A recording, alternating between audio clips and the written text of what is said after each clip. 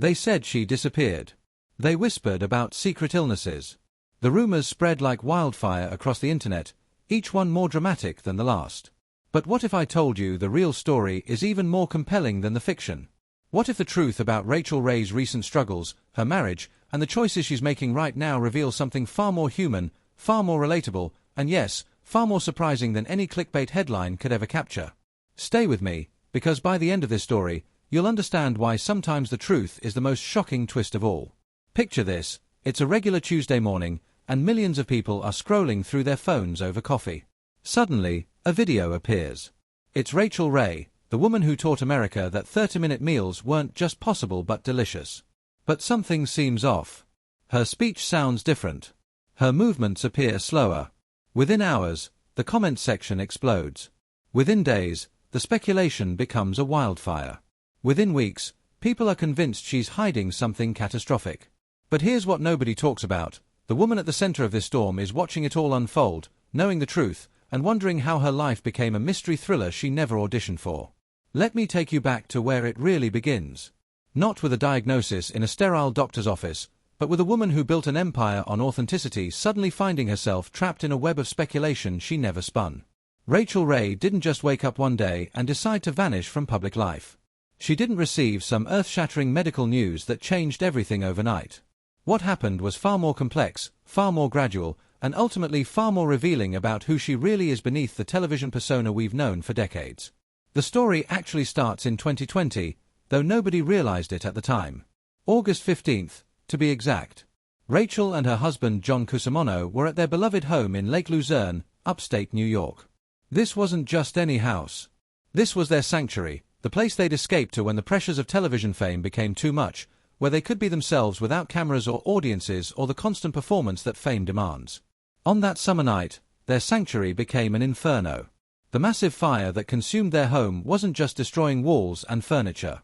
It was burning away a chapter of their lives, erasing years of memories, obliterating the physical space that had held their private moments together. Imagine standing there, watching everything you've built literally go up in flames. Your photographs, your personal treasures, the kitchen where you created recipes that millions would cook in their own homes. For most people, this would be the story. The tragedy that defines a year, maybe even a lifetime. But for Rachael Ray, this was just the beginning of a series of events that would fundamentally alter her relationship with fame, with work, and with her own identity. Here's where the story takes its first unexpected turn. Most celebrities, after losing their home to fire, would milk the tragedy. They'd do the interview circuit, share the emotional journey, maybe even film the rebuilding process for a special. Rachael Ray did the opposite. She rebuilt quietly, away from cameras, refusing to turn her personal devastation into content. This decision, this refusal to capitalize on catastrophe, tells you everything you need to know about the woman behind the smile. But it also set a pattern that would later fuel every conspiracy theory about her health and well-being. Fast forward to 2023. After 17 years, 17 seasons, and countless lives touched, Rachael Ray announces that her daytime show is ending. The show that had become as much a part of American daytime television as Ellen or Oprah was going off the air. The official reason? She wanted to pursue new projects, explore different creative avenues, spend more time in Italy. Sounds reasonable, right? But here's what makes this moment significant. In an industry where relevance equals survival, where celebrities cling to their platforms like life rafts in stormy seas, Rachael Ray walked away from guaranteed success. She walked away from the comfortable, the known, the safe. Now, I want you to understand something crucial about what happens to a person who's been performing for cameras, for audiences, for the public eye for nearly 2 decades. You become a character in your own life story. The real you, the person who wakes up with morning breath and bad hair days, who argues with their spouse about whose turn it is to take out the trash, who sometimes just wants to eat cereal for dinner and watch mindless television, that person gets buried under layers of performance. And sometimes, when you finally stop performing, when you finally step away from the stage, everything you've been holding together starts to unravel. This is where Rachael Ray's story gets really interesting. Throughout 2024, videos start appearing on her social media. She's cooking, she's sharing recipes, she's being the Rachael Ray everyone expects. But something's different. Her speech seems slightly slurred. Her movements appear less energetic. The woman who'd been a whirlwind of enthusiasm for decades suddenly seems diminished somehow. And the internet, being the internet, immediately jumps to the worst possible conclusions. Brain tumor, stroke, neurological disease, alcoholism, drug abuse. The theories multiplied faster than rabbits in springtime. Each armchair doctor on social media had a diagnosis. Each conspiracy theorist had inside information. And with every new video, with every public appearance, the speculation grew more intense. People weren't just concerned anymore. They were convinced they were watching someone in decline, someone hiding a terrible secret, someone whose husband must be preparing for the worst. But here's the twist that nobody saw coming. Here's the part of the story that reveals the gap between perception and reality, between the narratives we create and the truth people are actually living. Rachael Ray was dealing with something, yes. But it wasn't the dramatic, tragic diagnosis that YouTube thumbnails promised. It was something far more common, far more relatable, and in some ways, far more frightening because it could happen to any of us. Let me paint you the real picture. Imagine you're 56 years old. You've spent decades performing at peak capacity, working 18-hour days, maintaining an empire that includes television shows, cookbooks, product lines, endorsements, and constant public appearances. Your body has been a tool you've used without much thought, assuming it would always keep up with your ambitions. And then one day, it doesn't. The falls came first. Not dramatic, movie-style tumbles down staircases. Just bad falls, the kind that happen when your body's exhausted and your coordination is slightly off and you're carrying something and your foot catches on something and suddenly you're on the ground, stunned and hurting. One fall. Then another. Then another. Each one shaking her confidence a little more, making her more cautious, more aware of her body's limitations. Then there was her tooth. A wisdom tooth, causing problems, affecting her speech, creating discomfort that radiated through her jaw and into her daily life. Such a mundane problem. Such an ordinary, fixable issue. But when you're a public figure, when every video you post is scrutinized by millions, even a wisdom tooth becomes evidence of something sinister. Add to this the exhaustion that comes from years of relentless productivity. The kind of bone-deep fatigue that sleep doesn't fix, that vacations don't cure, that sits in your chest like a weight you can't shake. The kind of exhaustion that makes your speech a little slower, your reactions a little delayed, your entire being just slightly out of sync with the energetic persona people expect. This is what Rachael Ray was dealing with. Not a tragic diagnosis. Not a terminal illness. But something perhaps more insidious, the accumulated toll of decades of pushing herself beyond reasonable limits, combined with the natural aging process that we all face, amplified by constant public scrutiny that turns every human moment into evidence of catastrophe. Now, let's talk about John Cusimano, because his role in this story is where things get really complicated. John isn't your typical celebrity husband. He's not an actor or another chef or someone who shares Rachel's spotlight. He's a lawyer and musician, someone who had his own career and identity before meeting Rachael at a birthday party back in 2001.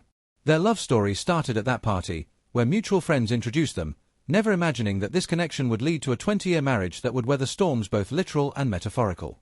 They married in 2005 at Castello di Ivallona in Tuscany, Italy, in a ceremony that perfectly captured their shared love for Italian culture, food, and la dolce vita. Both of Italian heritage, they found in each other not just romantic partners but fellow travelers on a journey through life that valued passion, creativity, and authentic living. For 2 decades, they've been each other's constants in an industry known for breaking relationships apart. But here's what the sensational headlines about John saying goodbye completely miss. Their marriage, like all real marriages, is complicated. It's not a fairy tale. It's not a romance novel. It's a real relationship between 2 strong-willed people who've had to navigate fame, fortune, tragedy, and the mundane challenges that every couple faces.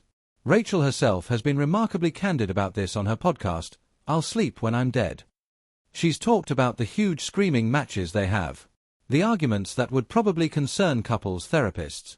The fact that they sometimes need to stay in separate corners of their lives just to maintain peace.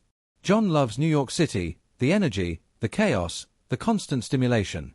Rachael, especially recently, prefers Italy, the quiet, the space, the ability to breathe without being recognized everywhere she goes.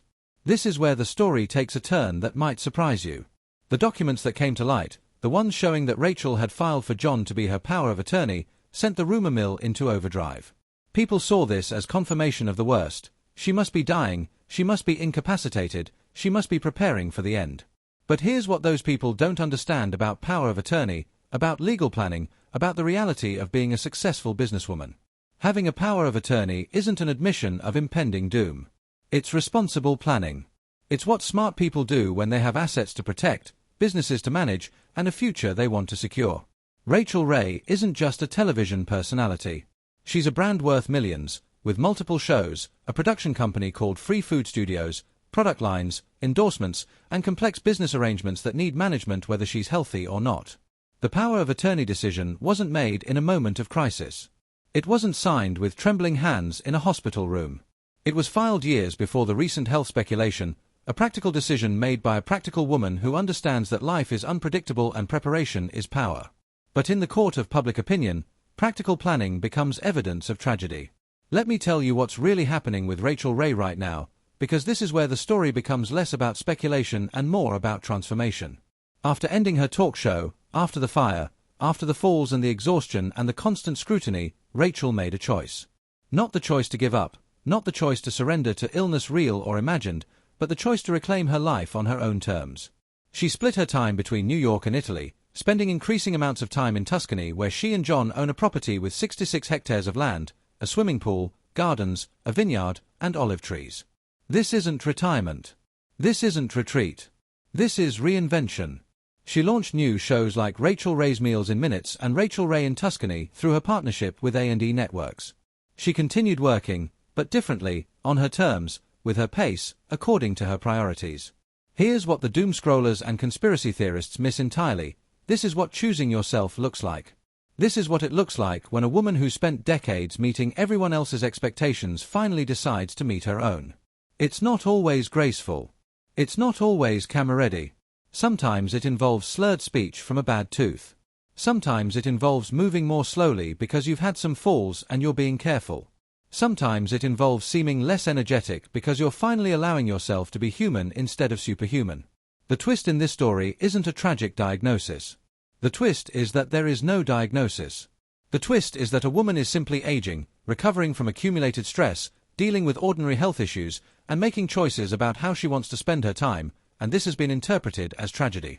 The twist is that we've become so conditioned to expect the worst, to hunt for the dramatic, to turn every human moment into a crisis, that we can't recognize normal life unfolding when we see it. But let's go deeper, because there's another layer to this story that's worth exploring. What does it mean when a woman in her 50s, who's been successful beyond most people's wildest dreams, decides she wants something different? What does it say about our culture that we interpret this as evidence of catastrophe rather than evidence of growth? Rachael Ray built her career on being relatable, on showing people that cooking didn't have to be intimidating, that good food could be fast and accessible, that you didn't need to be a trained chef to create something delicious. She was the every woman who made it big, the girl next door who became a household name. But somewhere along the way, the performance of being relatable became a prison of sorts. She couldn't slow down without people worrying. She couldn't change without people speculating. She couldn't be anything other than the eternally enthusiastic, always-on personality that people expected. The falls she mentioned on her podcast, the ones that limited her physical activity for a while, they're significant not because they indicate some progressive disease but because they forced a confrontation with reality. When you fall, really fall, it breaks the illusion of invincibility. It reminds you that bodies are fragile, that time moves forward, that you can't push indefinitely without consequences. Those falls weren't the beginning of an end. They were the beginning of a reckoning with what kind of life she wanted to live going forward. And John's role in all of this? His not saying goodbye to a dying wife. His navigating a marriage in transition, where both partners are figuring out what their lives look like when the demands of fame change, when priorities shift, when the future they're planning isn't about climbing higher but about living deeper.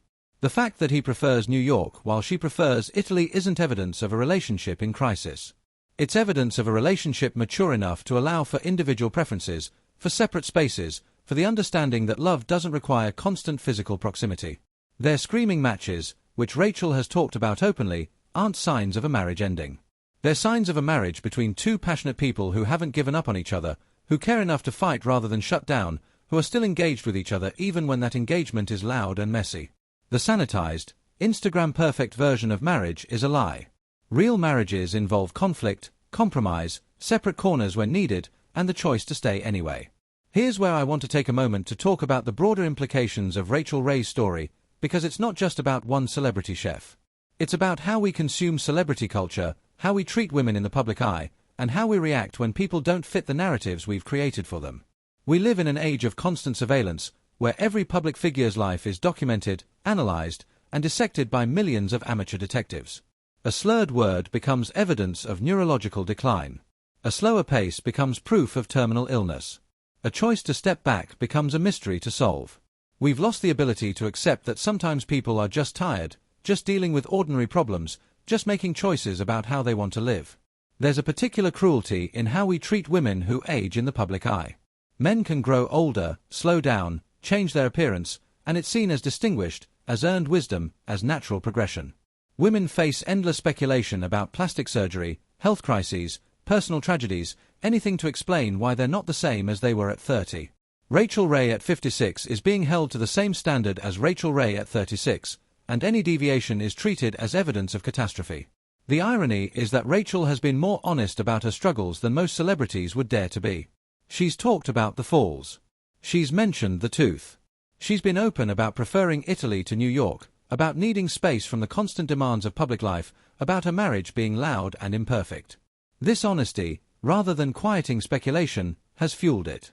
Every admission becomes a clue, every truth becomes a piece of a puzzle that people are determined to solve even though there's no mystery to unravel. Let's talk about what Rachael is actually doing with her life right now, because this is where the story becomes inspiring rather than tragic. Through Free Food Studios, her production company, she's creating content on her own terms. She's not beholden to network schedules or advertiser demands. She's making the shows she wants to make, exploring the food she wants to explore, living between two countries she loves. Rachael Ray in Tuscany isn't just a show. It's a statement. It's her saying, "This is what I love, this is where I'm happy, this is what I'm choosing." She's cooking in Italian markets, exploring regional cuisines, sharing the life she's built in a place that feeds her soul. She's working with her dog Bella, who hates New York City and thrives in the Tuscan countryside with space to run and swim. She's making wine from her own vineyard, growing olives, hosting friends, living a life that looks nothing like the punishing schedule of daily television but somehow seems fuller, richer, more authentic. Her partnership with A&E Networks represents a new model for celebrity chefs, one where they have creative control, ownership of their content, and the ability to produce multiple shows simultaneously without the grinding schedule of daily television. She's not working less. She's working differently. She's writing constantly, developing new recipes, mentoring other talent through her production company, and building something sustainable rather than spectacular. At the Food Network New York City Wine and Food Festival in October 2024, Rachael appeared alongside Brooklyn Beckham at the Burger Bash, an event she's hosted for years. Videos from that night show a woman comfortable in her element, hosting with energy and humor, announcing winners, and clearly enjoying herself. Yes, she mentioned her wisdom tooth. Yes, she might have seemed different from her younger self. But different doesn't mean diminished. Different means evolved. The comments from attendees were mixed, as comments always are in our age of instant judgment. Some thought she seemed off. Others thought she seemed great. Some were concerned. Others were critical. What nobody seemed to consider is that maybe, just maybe, she was exactly as she wanted to be, present, engaged, but no longer performing perfection. Here's a crucial detail that the rumor mill completely ignores. Rachael Ray responded directly to the speculation about her disappearance. In an interview with Us Weekly at that same festival, she said, "I don't know what they're talking about. I work my ass off all the time. And I never left. I just switched over to A&E and new partners, that's all. But I've been working constantly. From the time I left the daytime show, I started writing. I write around the clock, and I produce shows with my friends around the clock." Read those words again. I never left. This is a woman who's exhausted by the narrative that she's somehow vanished, somehow given up, somehow surrendered to some mysterious ailment. She's been working the entire time, just not in the way that makes headlines, not in the format that keeps her in constant public view. The fact that people thought she disappeared says more about how we consume celebrity than it does about where she's been. On her podcast, I'll Sleep When I'm Dead, which, let's be honest, is a title that tells you everything about her relationship with rest and work, Rachael has shared insights into her current philosophy. She's talked about loving physical labor, about finding joy in chores, about preferring to be busy rather than idle.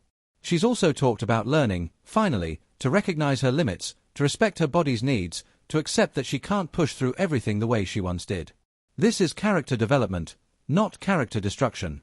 This is a protagonist who's learning and growing, not a protagonist facing her final act. But we've been trained by decades of celebrity gossip and reality television to expect and even crave the tragic narrative. Redemption arcs are only satisfying if there's something to redeem from. Success stories only resonate if there's struggle. And so we create the struggle, we invent the tragedy, we write the script we want to see even if it has nothing to do with reality. Let me tell you about the moment that crystallized all of this for me, the moment when I realized the real story here isn't about Rachael Ray's health but about our collective inability to let successful women exist without constant scrutiny. It was when people started analyzing her relationship with John, deciding that his power of attorney meant he was preparing to say goodbye, that they were separating, that something tragic was unfolding behind closed doors. John Cusimano is a successful entertainment lawyer and musician in his own right. He's part of the rock band The Cringe. He has his own career, his own interests, his own life beyond being Rachael Ray's husband. The power of attorney arrangement is standard practice for couples with significant assets, especially when one partner has more experience in entertainment law and business management. It's not romantic. It's not dramatic. It's practical adulting. But practical adulting doesn't generate clicks or views or engagement. Their marriage has survived 20 years in an industry where celebrity marriages typically have the lifespan of mayflies. They've survived a house fire that destroyed their home. They've survived the end of a long-running show that was central to their daily rhythm. They've survived health scares and public speculation and the constant pressure of living under scrutiny. The fact that they argue, that they sometimes prefer different locations, that they've found ways to maintain their individual identities while staying married, this isn't evidence of a relationship ending. It's evidence of a relationship that's real. In a recent podcast episode, Rachael said something profound about their relationship. She told John, referring to their time in Italy, "Hey, go as often as you like, stay as long as you want." This isn't a woman pushing her husband away because she's dying. This is a woman secure enough in her relationship to allow for independence, to recognize that love doesn't mean identical preferences, that partnership can include separate journeys that ultimately lead back to each other. John's response to Rachael's health speculation has been steady support without drama. He's not doing emotional interviews about how hard it is to watch her struggle. He's not selling their story to magazines or writing tell-all books. He's simply being her partner, her lawyer, her power of attorney if needed, and her husband through whatever comes. That's not saying goodbye. That's showing up. Now, let's address the elephant in the room, the vocal issues that have sparked so much concern. Yes, Rachael's speech has sounded different in some videos.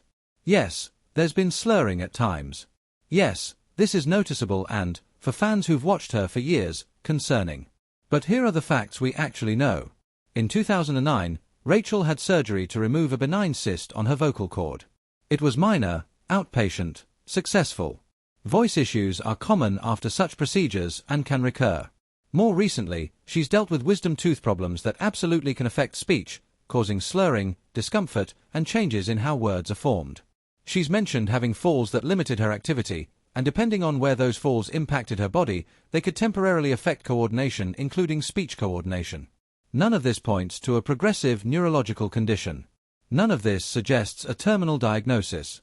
All of it points to the kind of accumulating health issues that many people face as they age, especially people who've pushed their bodies hard for decades. The difference is that when you're famous, when your face and voice are your brand, these normal human struggles become fodder for speculation and fear. There's also something we need to talk about regarding how women's health is perceived and discussed in public spaces. When a woman like Rachael Ray shows signs of fatigue, when her speech changes, when she looks different from her younger self, the immediate assumption is often the worst possible scenario. Brain tumor, stroke, progressive disease, alcoholism.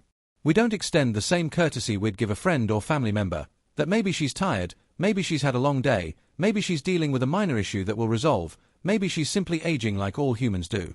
The truth is, Rachael Ray is dealing with what many women her age deal with, the aftermath of decades of intense work, the accumulated toll of stress and constant performance, the minor health issues that require attention but not panic, and the challenge of aging in a culture that values youth above wisdom, energy above sustainability, constant productivity above rest and recovery. Here's what I find most compelling about Rachael's current chapter. She's choosing herself in a way that women are rarely encouraged to do. She's saying, "I want to spend more time in Italy. I want to work differently. I want to slow down without stopping. I want to live in a way that feels good to me even if it doesn't look like what people expect." This is revolutionary, even if it doesn't seem like it. This is a woman with the resources and power to design her life according to her values, and she's doing exactly that. The response to this choice has been overwhelmingly to pathologize it. She must be sick. She must be dying. She must be dealing with something catastrophic. Because why else would a successful woman at the height of her career choose to step back, to live more quietly, to split her time between countries, to work at a different pace? We can't seem to accept that the answer might simply be, because she wants to. Let me paint you a picture of what Rachael Ray's life looks like right now, based on what we actually know rather than what we fear. She wakes up in Tuscany, in a home she rebuilt with John after their upstate New York sanctuary burned down. She has her dog Bella, who's thriving in the Italian countryside with space to run and a swimming pool to enjoy. She works on recipe development, writes constantly, produces content for multiple shows through free food studios. She travels to New York when she has events or production needs, staying in their apartment in the city that John loves and she tolerates. She hosts festivals, judges competitions, makes public appearances, but on a schedule that allows for recovery time, for rest, for the slower pace that her body now requires. She and John navigate their marriage with its arguments and agreements, its separate preferences and shared commitments, its imperfect reality that's somehow more inspiring than any fairy tale version could be. She's learning Italian more fluently, exploring regional cuisines more deeply, building relationships with local farmers and producers. She's making wine from her vineyard, pressing olive oil from her trees, cooking food that comes from her land. She's living the kind of life that food television usually presents as a vacation fantasy, except she's made it her reality. This is not a woman saying goodbye. This is a woman saying hello to a different version of herself, one that's been waiting patiently for decades under the layers of performance and expectation and the relentless demands of fame. The tragic diagnosis that people are looking for doesn't exist. The goodbye that's supposedly happening isn't real. What's real is transformation, evolution, the messy and human process of figuring out what comes next when you've already achieved everything you set out to achieve. The question isn't, what's wrong with Rachael Ray? The question is, what's right with Rachael Ray that's allowing her to make these choices? And the answer is that she's finally in a position, financially and professionally, to prioritize her well-being over her brand, her peace over her productivity, her authentic life over her public persona. This doesn't mean everything is perfect. She's clearly dealt with health issues, though minor ones. She's navigating the challenges of a long-term marriage in transition. She's managing the reality of aging in an industry that worships youth. She's learning how to be herself when herself is different from who she was. None of this is tragic. All of it is human. I think about those falls she mentioned, the bad falls that limited her activity for a while. In the narrative people want to tell, those falls are symptoms of something sinister. But what if they're just falls? What if they're what happens when you're carrying too much, moving too fast, not paying enough attention because your mind is on the 17 things you need to do next? What if they're not the beginning of a decline but a wake-up call that probably saved her from something worse down the line? Sometimes the body has to force the conversation that the mind has been avoiding. Sometimes you have to fall before you can learn to walk more carefully. Sometimes the universe has to yell before you'll listen to what it's been whispering for years. Slow down, rest, live differently, choose yourself. Rachael Ray's story, the real one, is about a woman who's been running at full speed for 30 years finally learning to walk at a pace that's sustainable. It's about someone who built an empire on being relatable, discovering that the most relatable thing she can do is acknowledge that she's human, with human limitations, human needs, and human struggles. The podcast she started, with its telling title I'll Sleep When I'm Dead, is itself part of the story. It's her platform for honest conversation, for sharing the parts of her life that don't fit in 30-minute meal segments or daytime television's upbeat format. It's where she talks about arguments with John, about loving physical labor but needing to rest after falls, about the complexity of maintaining creativity while managing a business empire. In one episode, she said something that stuck with me: not everything that feels bad is bad. She was talking about how difficult moments, challenging transitions, even sad things can ultimately lead to growth and positive change. This philosophy seems to be guiding her current choices. The endings aren't just endings. They're beginnings. The struggles aren't just struggles. They're opportunities for transformation. When her talk show ended after 17 years, it wasn't a cancellation or a failure. It was a choice, a planned transition that she announced well in advance. She used that show to launch multiple successful careers for her staff, to promote countless chefs and restaurants, to bring accessible cooking to millions of homes. And then she decided it was time for something different. Not because she had to, but because she wanted to. The fire that destroyed their home in 2020 could have been the tragedy that defined them. Instead, they rebuilt, but differently. The new home incorporates lessons learned, reflects current priorities, represents who they are now rather than who they were.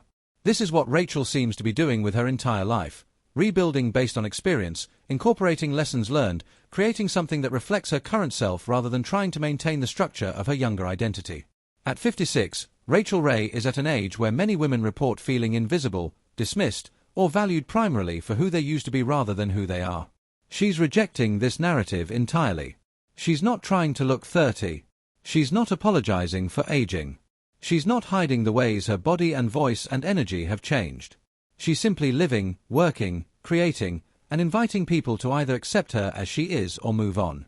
The speculation about her health, the rumors about her husband preparing to say goodbye, all of it reflects our discomfort with women who age authentically, who change direction, who prioritize differently than expected. We want the fairy tale maintained, or we want the tragedy confirmed. We struggle with the in-between, with the ordinary reality of a life being lived one day at a time with its mixture of joy and struggle, success and limitation, continuity and change. John Cusimano isn't saying goodbye to his wife. He's saying hello to new chapters with her, chapters that might look different from what came before but are no less valuable, no less meaningful. Their 20-year marriage has evolved as all long marriages must. They're not the couple who married in Tuscany in 2005, young and ambitious and hungry for everything. They're the couple who survived what 2 decades throws at you, who learned each other's rhythms and needs, who figured out that love doesn't mean always wanting the same things at the same time. The power of attorney arrangement that sparked so much speculation? It's them being smart, being practical, being prepared. It's John using his legal expertise to protect what they've built together. It's Rachael trusting him with that responsibility because trust is what 20 years of marriage earns you. It's not dramatic. It's not the beginning of a goodbye. It's just responsible partnership. As I bring this story to its conclusion, I want to circle back to where we started, with the rumors, the speculation, the clickbait headlines promising tragic diagnoses and heartbreaking goodbyes. None of that was true. All of it was projection, assumption, and our cultural addiction to tragedy over truth. The real story is more subtle and, I would argue, more inspiring. It's about a woman who achieved massive success and then had the courage to redefine what success means to her. It's about a marriage that survived by evolving rather than staying static. It's about aging authentically in an industry that usually demands either eternal youth or graceful exit. It's about choosing quality of life over quantity of work. It's about finally listening to your body before it forces you to. Rachael Ray isn't dying. She's living, just differently than before. Her husband isn't preparing to say goodbye. He's adjusting to a partnership that's entering a new phase. The tragic diagnosis exists only in the imaginations of people who can't accept that sometimes the story is simply about change, growth, and the ordinary courage it takes to live authentically when the whole world is watching. The surprise ending isn't that Rachael Ray has some hidden illness. The surprise is that she doesn't. The twist isn't that her marriage is ending. The twist is that it's continuing, imperfectly and honestly. The shocking truth isn't dramatic at all. It's beautifully, relatably human. So the next time you see a headline promising tragedy, claiming insider knowledge of celebrity suffering, or guaranteeing dramatic revelations, remember this story. Remember that sometimes the truth is simply that people are navigating life with its normal complexities, making choices that work for them even if they don't make sense to observers, and dealing with the very human challenge of aging, changing, and evolving in a world that wants them to stay exactly as they were. Rachael Ray is fine. Not perfect, not unchanged, not the same as she was at 35, but fine. She's working, creating, living between 2 countries she loves, managing a marriage that's real rather than fantasy, and dealing with minor health issues like wisdom teeth and recovered falls like millions of other people her age. The only diagnosis she has is a case of being human in an age that expects celebrities to be something other than that. And as for that surprising ending I promised, here it is. The woman everyone thought was saying goodbye to life is actually saying hello to living.